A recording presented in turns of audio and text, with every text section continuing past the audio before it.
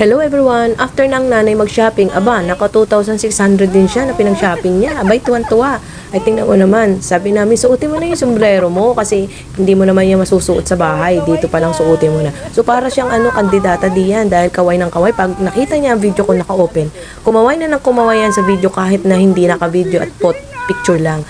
Kaya kami tawanan ni Ben dahil basta gusto niya lagi siyang kasama sa videos. Kaya nung kami naglalakad diyan, dahil tumawid na lang kami from Unitap, diyan kami nagparking, tumawid na lang kami papunta ng Robinson. Ikaw nga, mabalik kami sa United States.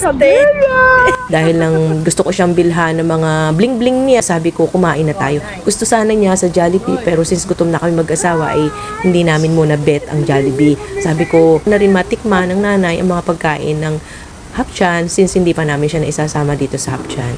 Dapat sana sa Kenny Rogers pero dito na muna dahil gusto ni Ben kumain ng pototay at masarap na kanin ng Hapchan. So eto na nga at aming binibigyan na siya ng pagkain at tuwan-tuwa siya kasi ang sarap daw ng sabaw. Ay ang dami niyang kain pero syempre since wala siyang ngipin, nahirapan siyang umuya kaya hinihimayan namin siya ng pagkain. At yun, habang kumakain kami, sabi niya, saan tayo sunod na napupunta? Sabi ni Ben, uuwi na tayo, hatid ka na namin kasi aalis kami. Sabi niya, pa saan kayo? Sabi niya, sabi ko, may travel kami na kailangan namin lumuwas kasi baka lumakas ang bagyo, hindi kami makaalis. Sabi niya, bakit hindi ako kasama? Sabi ko, wala ka kasing visa. Sabi niya, bakit ganun? Dapat kasama ako, kaya kami tawanan ni Ben.